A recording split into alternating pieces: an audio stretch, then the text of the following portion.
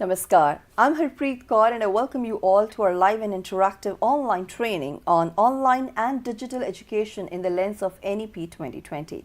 You are watching us on PM eVidya channels 6 to 12 and also on our YouTube handle NCERT Official. This training program is brought to you by Central Institute of Educational Technology, that is CIET-NCERT, New Delhi. Today we are in day 4 of the training session and the topic that we are taking up is data-driven decision making. Now, what is data and how we are actually making decisions based on this data? How are we collating this data? What are the challenges that we are facing? And is AI also has some role to play in it or vice versa? We will be exploring all these in the context of education because we are focusing especially on the recommendations and goals of NEP 2020, that is National Education Policy 2020. Now, I'm sure you must be having a lot of questions because so far we have been discussing some critical aspects of online and digital education. So if you have questions, any feedback or any other thing that you would like to share regarding the topic today, please feel free to get in touch with us. Our phone number is 8800440559. Our email ID is training.helpdesk@ciet.in. CERT.in, and of course you also have our YouTube handle in CERT Official where you can send us your questions, suggestions and feedback. It's a training program. Yes, it's a 5-day, 5-hour online training program, which means that there is going to be an assessment on the last day of the training session. So please make sure that you participate in the same. If you score more than 70%, you will be granted a certificate that you can download from Diksha portal. For all the instructions, for all the guidelines, I request you all to kindly log on to our CIET website.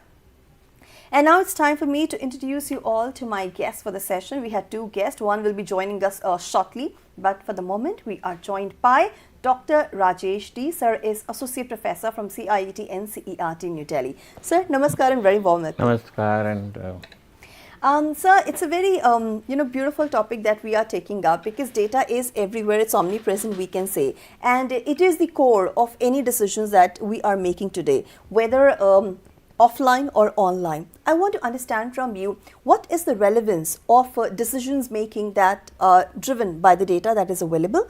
Also, what all important points are there that we need to know when it comes to data driven decision making? yeah, it's an opening wonderful question related this to the core topic that we are discussing for this week. Yeah. So, as we human beings need oxygen to live in this world, the technologies are revolving around us for fetching data from us, whether directly or indirectly, whether with permission or without permission. So, when we are revolving in the digital era and we start using our own web platforms, mobile apps or any other AI intervention tools, we say that our data has been pulled into it, which we normally call it as data trailing or we call it as data footprints. Okay. So, these are recorded and these are being manipulated in the name of data analytics. Okay. So, there is always a difference that we need to understand what is the data, where is it pulled out or who generates the data and what type of analysis is done based on the data has to be compulsorily understood. So, data is not only zeros and ones, data is very sensitive. It may be related to a boy, it may be related to a girl or it may be related to even a transgender and also it may be related to a person or even a name, place, thing as we normally define a noun in a particular grammar. So, as far as this sensitiveness arises, we need to incorporate what our government of India has said about it. So, recently when we talk about data, our Ministry of Electronics and Ministry of Education has released a data act which you call it as Data Protection Act, which we call it as DPDP Act. Yeah. Which has really brought out plenty number of sensitive informations as highlighted into the market. So, even in the educational ecosystem, whether you belong to school education system or higher education system, we are having 3 key players. One is the student, then is the teacher, then is the parent. That's so, right. all 3 ecosystem components are the players spread the data. Every edutech companies want the data in the name of statistical analysis, who is the number one, who is number two, and everybody wants to be number one for the data that they have collected for. Yeah. So these are some of the generic things that I would like to sensitize. So wherever we go, we drop in some of the data, and mostly the most sensitive information that we leave today is based on the social media. Yeah. So when we drive through mobile phones, whether we drive through the web portals, we are able to lose our data in the name of self-sponsoring. Yeah. We need to boast something, we need to make others identify something from us indirectly. So we spread some of the information in the social media, and then from there your catch starts upon. So as per NEP 2020, chapter 23 and 24 says or talks about the disruptive technologies. We knowing the word disruptive means it may disturb us somewhere, but we need to adapt to the technology also, and also there is a sensitive that what to use, where to use, how to use. So unless we have the literacy of that particular technology, we should not use the technology. So instead of running through, like he is running, she is running, I have to also run. So don't do that. So we need to run only when it is required for our life. So these are some of the basic parameters that I would like to sensitize on data. Right, sir. Earlier when we talk about data, we only sensitize about the gender based data, like girl का specific date of birth है या कोई as है, those were only considered as the sensitized parameters. Right. But today, whether it is a male, whether it is a transgender, we need to make a record that any data that can be visualized through any of the artificial intelligence can become a threat or vulnerable. Yeah. So in that case, we need to highlight the difficulty in handling data, analyzing the data, and providing insights, because if we don't collect a proper data, we don't analyze properly, then the output will be very wrong. Absolutely. And the decision that is derived based on that data will be always false, and it will be always biased. That's right. You're absolutely right, sir, because when we collect data, we analyze it and then we interpret the insights, because we need to know about the students' needs and requirements. We need to know about the effectiveness of the programs that we want to implement. And of course, then comes the most important part, and that is setting goals and developing strategies. So basically, when we develop strategies, we make certain decisions. And as you said, that if the data hasn't been collected properly, then strategies won't be effective. This will hamper the decision making, and implementation will be will not be fruitful. So basically, it's a very important process, and this process, we as citizens, as students, teachers, parents, or stakeholders, we need to know about this complete process. So in this entire session, I request you to kindly tell us what all important points we will be covering regarding data-driven decision making in terms of NEP 2020. We will be covering some of the information, how we will be collating the data, and what privacy is related to that particular data, what NEP also sensitizes about the data, and certain socio-eco parameters will also be sensitized during this session. I hope you will be enjoying this session because today we are living in the era of data sensitization. So we need to understand the ecosystem of data. Right. Like for example, we are facing the issues of deep fakes today. We are facing the problem of plagiarism. We are facing the problems of deep fakes. Right. So what are these, and what are those going to be collated if we are going to lose our data? So mostly when we talk about data loss, maximum it happens through your web portal, which I already said you. That is all done through the crawlers. The name of the program that we call it as a crawler that sits into your web browser. Whichever browser you are going to use, those browsers are going to read you, and then whenever you are free, your own internet service can be used by them, so that your data will be analyzed. That will get your data, it will analyze, and it will send to the concerned person who have created that particular sensitization. So that is one. Second, even in today's world, we are very fastly revolving with the technology like UPI payments. We are revolving around with Ola, Zomato, Swiggy. We do not know what is the data that they collect from us, but we are living in the world of ease of use. Yeah. ease of use, the technology is so useful for us. We don't read the disclaimer. We simply click yes, yes, yes. Next, after installation, we want to buy something, we are buying it. But what patterns they are using from the data that we are doing, even a single purchase from a particular vendor, that e-commerce website, how much they are fetching from us. For example, you imagine when you buy something through the online, so what type of data metrics it being generated.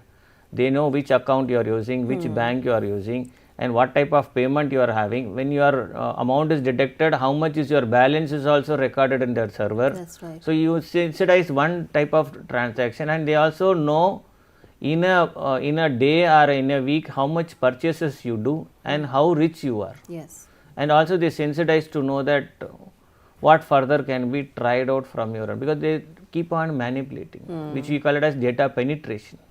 Data penetration helps us to identify the performance or behavior attitude of a person. That is why your banks approaches you, calling you, do you want loan, do you want automobile loan, because how these metrics arises because of the data that you lose in the social media posts. So these are some of the sensitive information that we need to understand before you further derive upon the data driven decision making system. Absolutely, we'll be focusing on that during the session, sir. Thank you so much for explaining it so well, for introducing what the session is all about and what all important critical aspects we'll be learning. As sir rightly mentioned that data is asset, it is very important and we need to be careful when it comes to usage of data. We are providing our data knowingly or unknowingly, and how it is being used, of course, it is the responsibility of the one who is using it, but it is also our responsibility what we are providing. When it comes to educational context, as I said earlier, that's very important to get the data and to collate it, to standardize it, so that we arrive on decisions that are fruitful and very important for the students out there, because we have so many online portals and we're catering to the needs and requirements of teachers, students and parents across the country. It is only on the basis of the data that we are getting from them that we are able to make some wonderful strategies that are being implemented, put to action, and of course it leads to wonderful results. So data is the key, data is asset, and making your decisions on the basis of data is crucial because it is going to impact the lives of many. In this session today, we will be learning more about data, and of course, we'll be learning about data standardization. We'll be learning about the challenges. What are the challenges that we all encounter when it comes to using the data? How are we collating it? How accurate it is? And since, as sir also mentioned, that today we are living in a world where data is asset and it can be stolen. It can lead to some really bad consequences. So we should be able to know how our data is being used, whether it is protected, guarded or not, and if at all something bad happens, whom to approach. As I said earlier, that in this session we'll be joining very shortly, and we have another guest who has joined us today. So Ms. Garima Singh, I welcome you to this session of ours. Thank you so much. And let me tell everybody that ma'am is consultant from CIET-NCERT New Delhi, and with ma'am I'm going to take this conversation forward. Ma'am, we have understood so far what data is, yes, and how data driven decisions are important, the need of the hour. I want to understand it through the lens of NEP 2020. Why, NEP 2020 emphasizes on the decision making which is based on the data that we are getting. So while we know India basically is a very vast country, we basically have an ecosystem which is digital, which is urban as well as rural. We have to see that as of now, we have the data sets which are coming from urban areas, but at the same time it is also important that we should be having a kind of digital presence of the data sets which are available on the rural, which is on ground. So that needs to be there in that part. So through NEP 2020, basically any policy which is implemented, the reason of enforcing any policy is so that every data sets, every authority who is working on ground or from central perspective or from state perspective, they should always take everyone in their umbrella for any policy making. So this is important from NEP. It was said in NEP 2020 that we have to make data driven decision making, that all the data points should be digitally captured, so that we should know that how many users, how many students, how many teachers, how many school infrastructure needs to be digitalized, so that we can transparently see what is happening on ground, what are the challenges they are facing on ground, which is not approachable, which was not reachable due to some diversification, due to some basically challenges on that, it is on hilly area, it is on island area.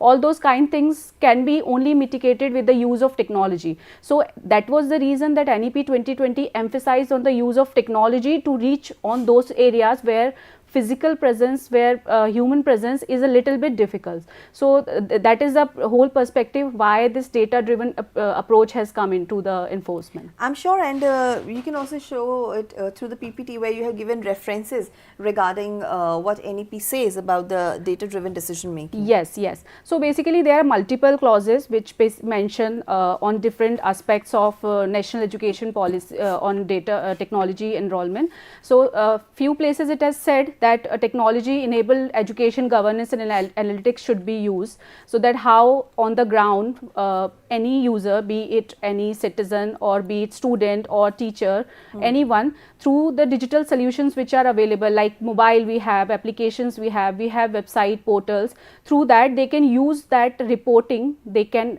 enter their information, raw data, which will ultimately be taken into the consideration for making any decision when it comes to the authority who are basically making policies or giving some sort of benefits to those users.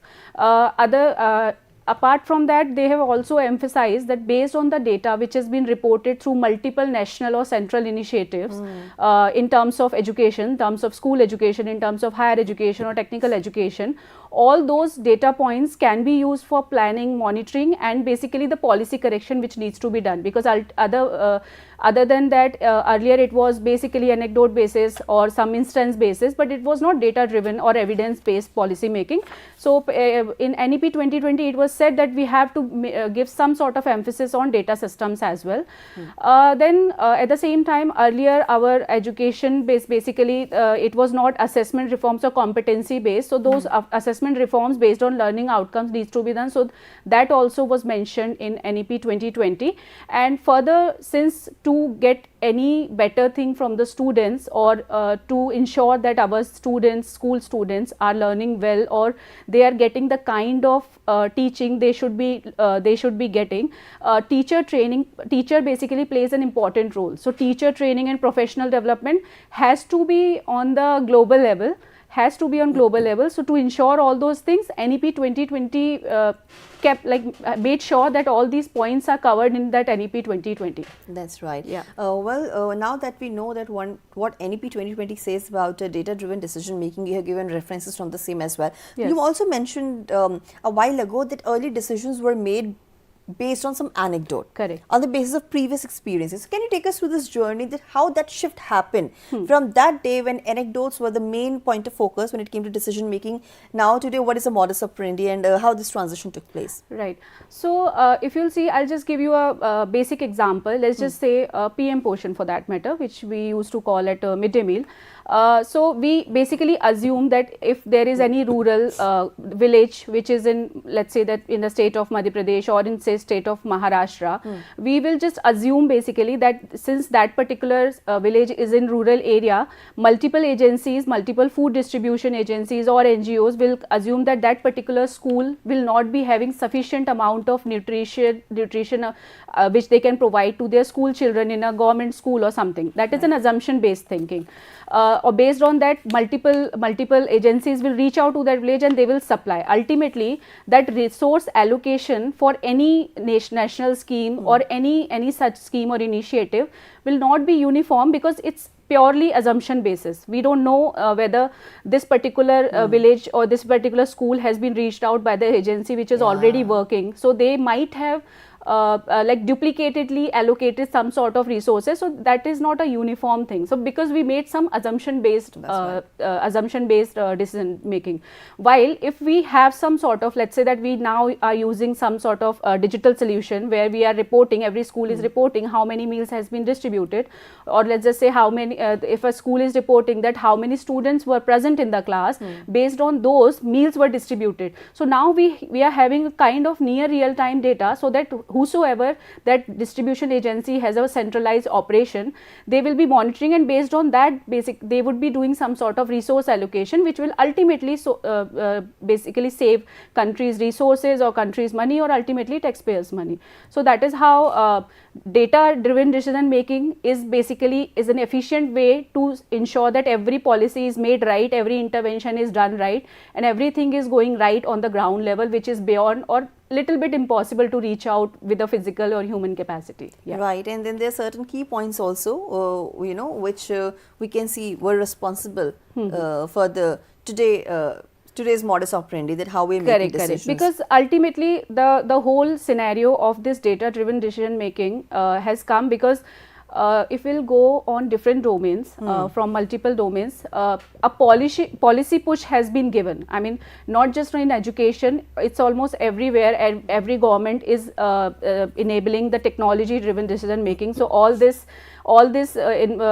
news which we are getting, that we have to make evidence based decision making or data driven decision making or use of advanced technologies, all this is a kind of policy push, because until unless there is not a regulatory framework available in a country, any behavioral or any new adoption is a little bit difficult to adopt basically.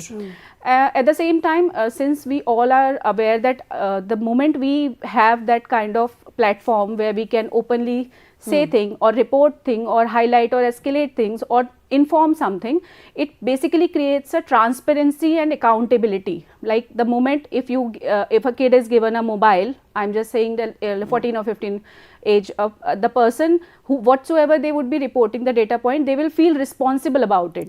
They will feel a little bit responsible and accountable for that information which they are giving. So it kind of creates a transparency and accountability. At the same time, when it comes to like users or citizens who are reporting this particular data sets, then since the moment we have this kind of data reporting or data collection mechanism or capturing mechanism, we are basically able to figure it out that if there is any adaptive crisis response, like real time enable governments, they basically give us that if something is happening on the ground right now, at least I'll know that if I will communicate to that state authority or district authority, I can just reach out to them and I can make quick response on any of that.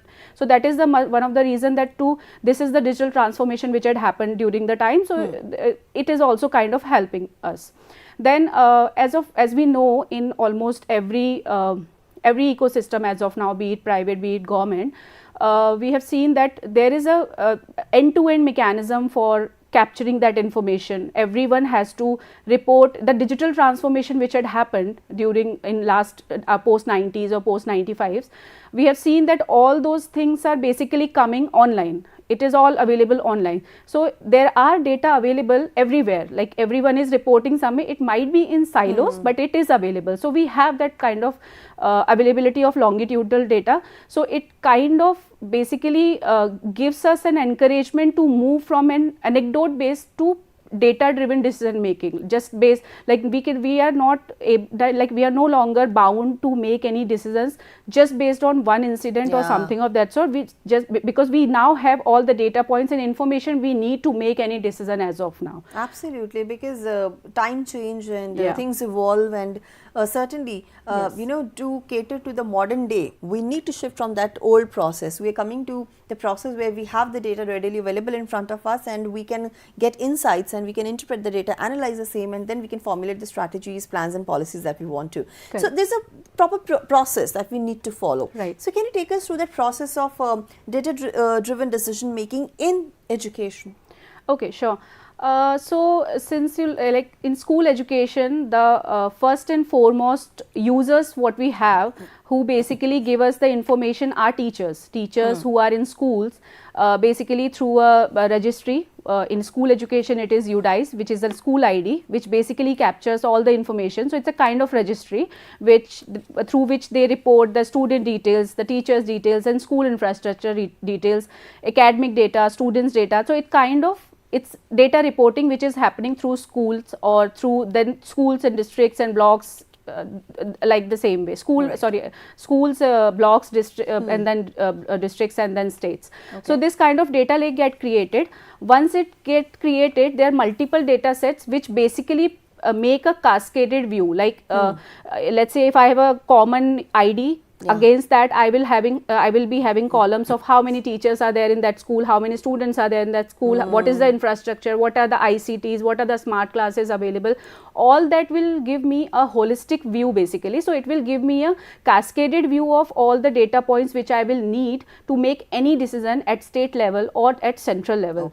Once that data lake is created, it basically goes to the state authorities, and basically it needs to be a little bit of structure, because what happens is that it comes through multiple sources. Someone is entering it through mobile, someone is entering through chatbots or websites. It is not in a uniform manner, so it has to be made in a structured manner, it has to be clean, it has to be made as per the requirement, that what is our problem statement, what exactly we want to derive from those data sets, we have to make it clean.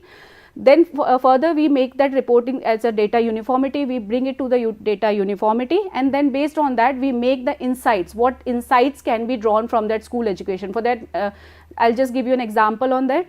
Let's say that if I am capturing attendance, students attendance, if some school is reporting student attendance continuously, if they are reporting one student is not coming for 5 days or 6 days in a rural village or somewhere which is far place, there are chances that out of that particular data I'll derive those insights, that there are chances that this particular student will give me a dropout thing. So that particular candidate might be a dropout. So I have to take actions in advance. I have to inform the authorities or schools, headmasters or teachers that you need to give special attention to that particular student, that what might be the reason of that dropout, because ultimately we have to ensure that each and every child of our country is in the school and getting proper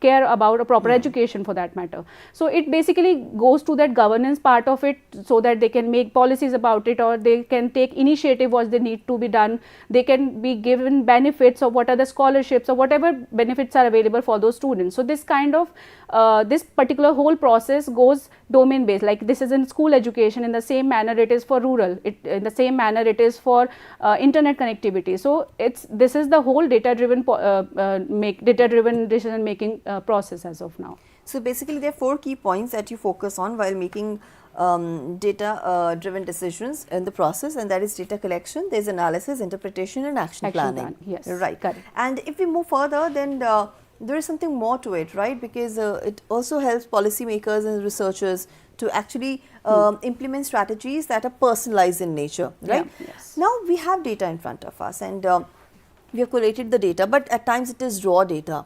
These are just figures, and we need to categorize it, or we need to standardize it. What is the reason basically to standardize the data, and secondly how it is done? Okay, there are basically what happens as of now from the ground level, the tools or the solution or the platforms which we are using basically are through mobile application, as I told you earlier. So it's mobile application, and it is coming in the form of Excels or Microsoft Words. There might be multiple columns, multiple fields which are not uniform. Let's say that there is a one code for one school, they might have given data related to 4 fields, someone else must have given for 10. Let's say for state like any developed state which is in plain, they have given 100 fields because they have enough infrastructure available with them, while a school which is maintaining it physically, they must have given only 4 important points. So we have to ensure that to make any decision, to come into any conclusion, I need at least those 5 or 6 points which should be available with both of the schools.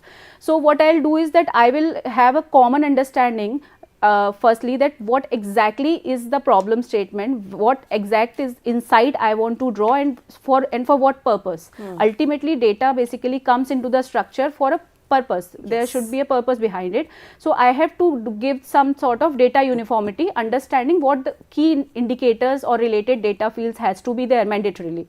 Once those data fields are available with me, I will give a unified view to it. Like let's say that if any school related is there or any teacher specific for that matter, I'll just see that what is the teacher details, what are their if their date of joining is there, date of how many years of service they have done.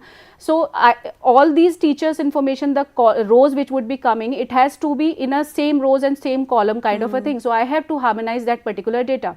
Once all these data points are available with me, only then I can come into any conclusion of making any reliable policy, because the moment one data field is not there, that particular data will not give me a valid insight, and it would be a wrong interpretation in which might be a problem to some other insight which I might be drawing with the same data set. So this is how we standardize our data, because it's not just collection of it which is important, it's not just that we knowing that it is important, it has to be in a standardized way with the right set of people making the right standardization and uniformity. Only then we can rely on that particular information. Absolutely, because then the policy decisions which will be taken, they'll be reliable and will be more effective.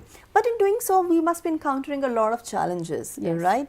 Because we are fetching data from different nook and corners, and there's so many stakeholders involved. Also, we need to be very careful because information is sensitive at times as well. You know, what we can use, what we need to just let go, and what we need to guard. Right. So what all are the challenges that generally we face when it comes to data-driven decisions? Right.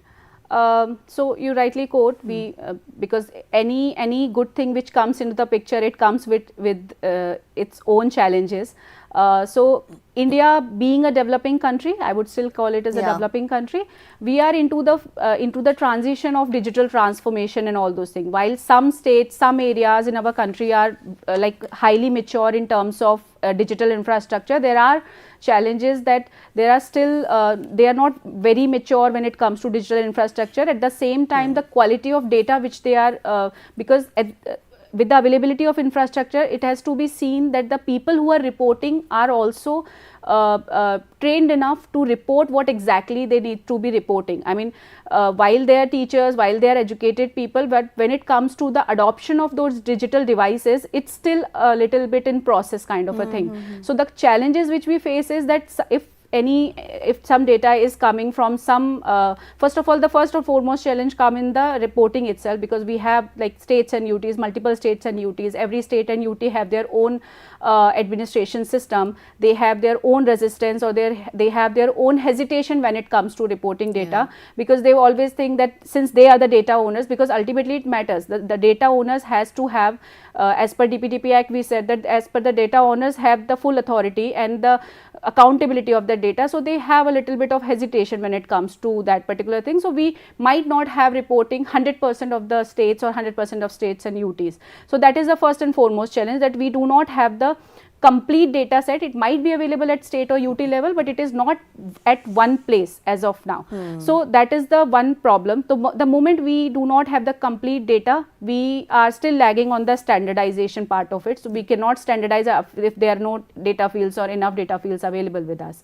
Then because it is a siloed system across the department, even within the state, if you will see, there are multiple schools, multiple districts, multiple blocks. So even those particular reporting will not be at one place. So it is siloed systems, administration challenges. So that is one of the most system which we face when it comes to taking any decision, because the moment we don't have data, we cannot take a full picture out of it.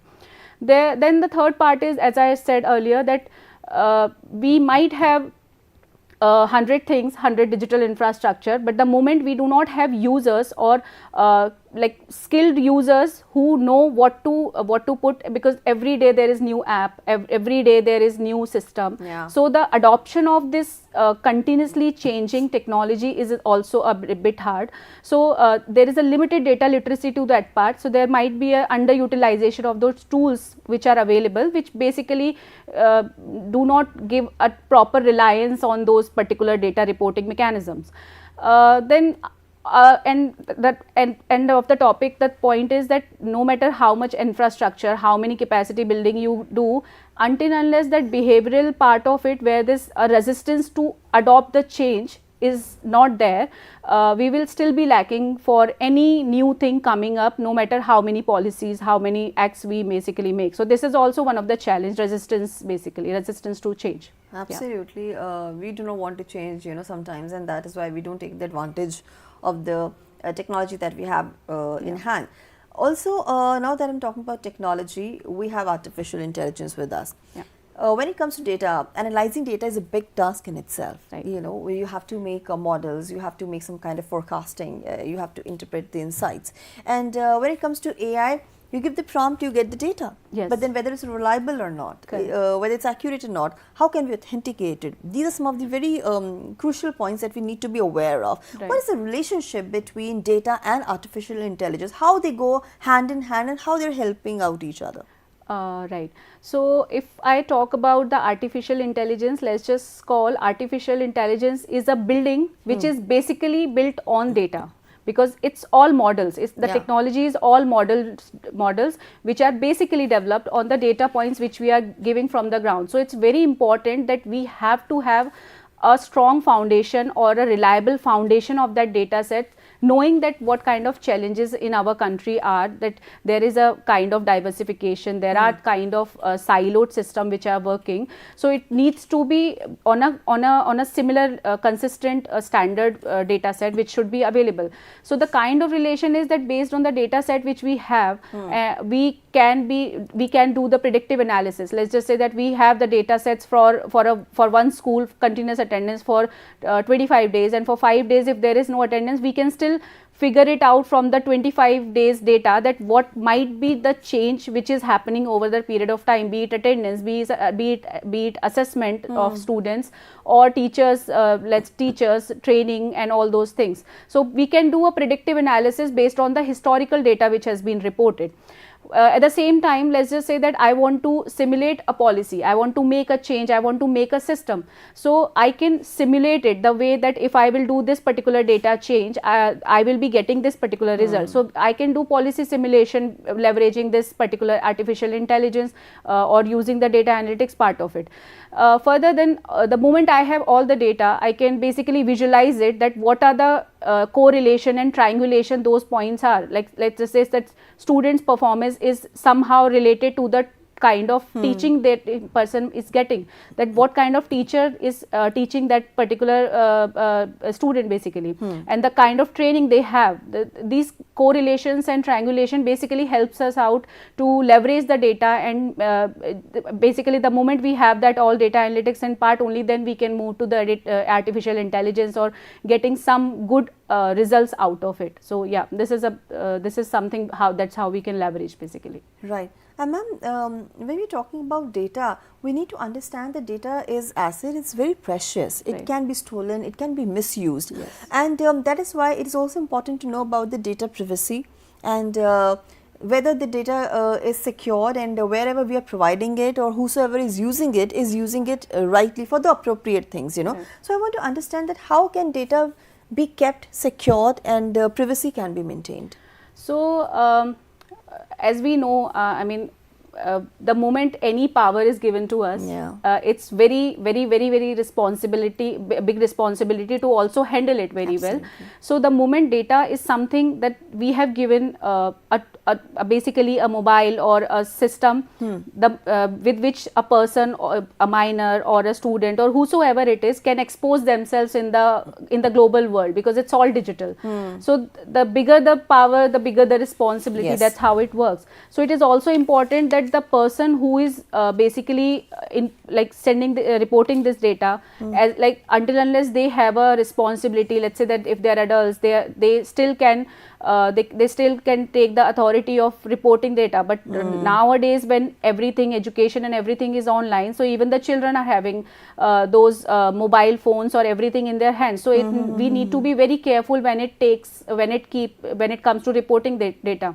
So, and while we are in school education, their information, minors' information, and every information is kind of exposed. So it is our responsibility as an adult, as a government, or as everyone, that we should be ensuring the data security and privacy of those particular minors or anyone who is there.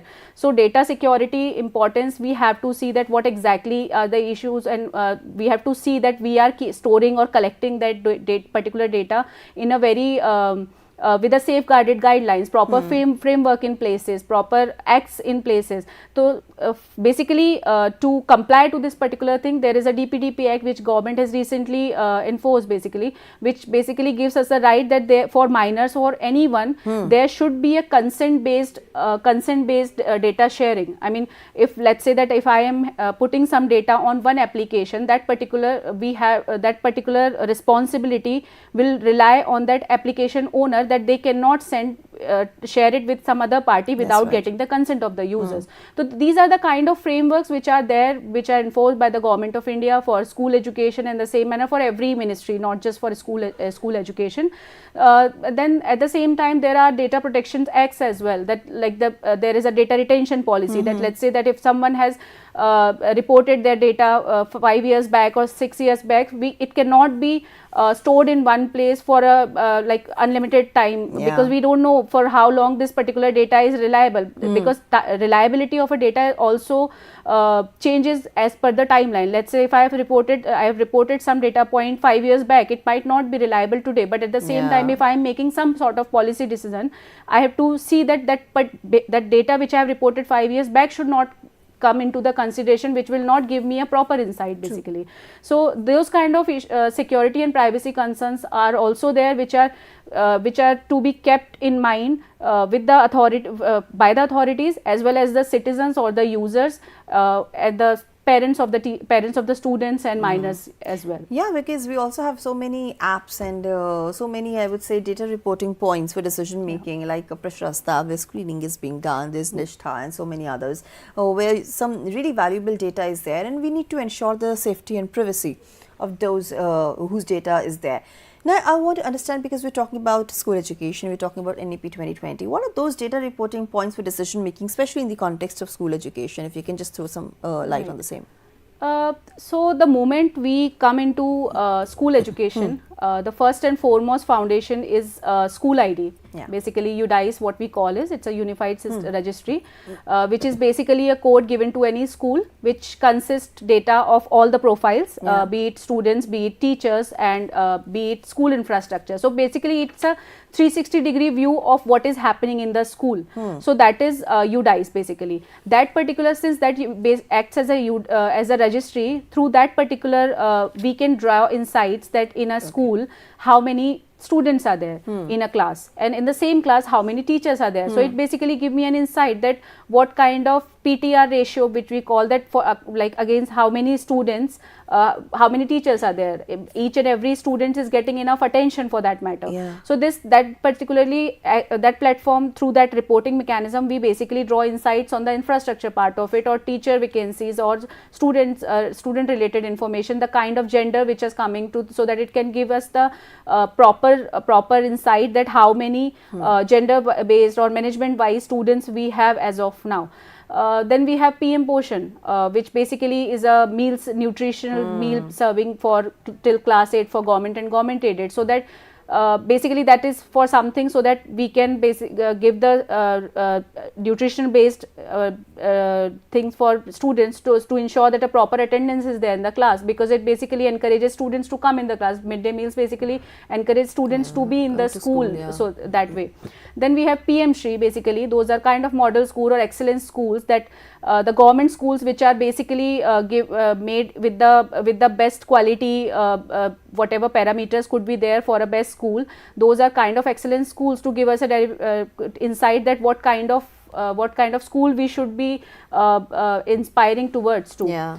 Then we have Nishtha for teachers training as well, that the kind of content that teachers are taking, the kind of training from every state or from every UT, what kind of teachers are there, what kind of training, what kind of module are they learning, those kind of a thing. Then we have Nipun Bharat, where we see that like at FLN level what students are learning the basic numeracy and literacy, that they are able to read or they are able to solve mathematical problems. So these are some of the educational initiatives through which we are basically getting the educational insights and to make reliable policy decisions. Right, and we can also see it on the PPT that we have some policy insights from all these platforms that you just mentioned, like we have Diksha, UDICE and PM Shri schools. Now since we have come to the concluding part of the session, I just want to understand from you that what is the one important message that you would like to share, because there is all this data that we have. It is not just related to the students, but teachers and parents' data is also there. We also have a portal like eJadu Pitara. Yes. Where there's a lot of information, a lot of help available for parents and teachers. So unless and until we know what needs what, who needs what, we won't be able to devise a model that is useful, and we won't be able to reach the last mile learner as well. Right. So what is this one thing that people who are providing data should take care of, and those who are utilizing it should be taking care of? Right. So I think, like, since we are in the era of digital transformation, we cannot resist ourselves, or we should not be holding ourselves back on exposing ourselves, but it is also important to get a proper awareness from the data users, because it's all school students, I do understand, those are minors, but at the same time it is a duty of teachers or parents to basically be aware what their kids are doing, what kind of data they are putting, or what kind of data fields they are reporting on what platforms, are those platforms safe or not. This is the responsibility which lies with the parents or teachers. At the same time, the responsibility of also ensuring that this particular data is a sensitive thing. They have to be a little bit on reliability, like they have to ensure that whether they are putting it on a reliable sources or not. We need to take care of ethics and equity as well, right? Because ultimately as a citizen we have to ensure all those things, because this is not something which can be taught in schools. Again, it is something which comes from within. At the same time, as a authority, as the government authorities or private authorities, it becomes our responsibilities that if our users with some trust, basically they are reporting those data points, it is our entire duty to safeguard those data points and safeguard that particular data. Absolutely. And to use it very wisely, to use it for some good intention, to use it for something by which we can basically help our underprivileged or less privileged areas and bring come into that picture where we are basically a global nation on the digital transformation, when we are racing against other developed countries, rather than using it for some harmful or some other kind of a. And basically the intention is to empower students, teachers and parents, So we talked about data sources, we defined data, we also understood what are the challenges and solutions. We also talked about certain strategies and how the data has been implemented so far. Now I want to ask you one very important question. How do you think that these data-driven decisions will shape the future of education, and it will help the educators to thrive? So I think it's a very much need of the hour. Reason being is that as of now we have only taken anecdote based decision making, like we just made some assumptions, we had made some sort of right now we are in that kind of ecosystem where everything has been digitalized. So I think this is the perfect time to leverage those data points which are coming, which might be siloed, but we can work together with authorities everywhere, be it state and central, when we can leverage that awareness which has come to the citizens to come online, and we use it for see that what exactly are the challenges, rather than saying that if we use just sample data and we are doing some sort of analysis and making policy decision, because everything is available.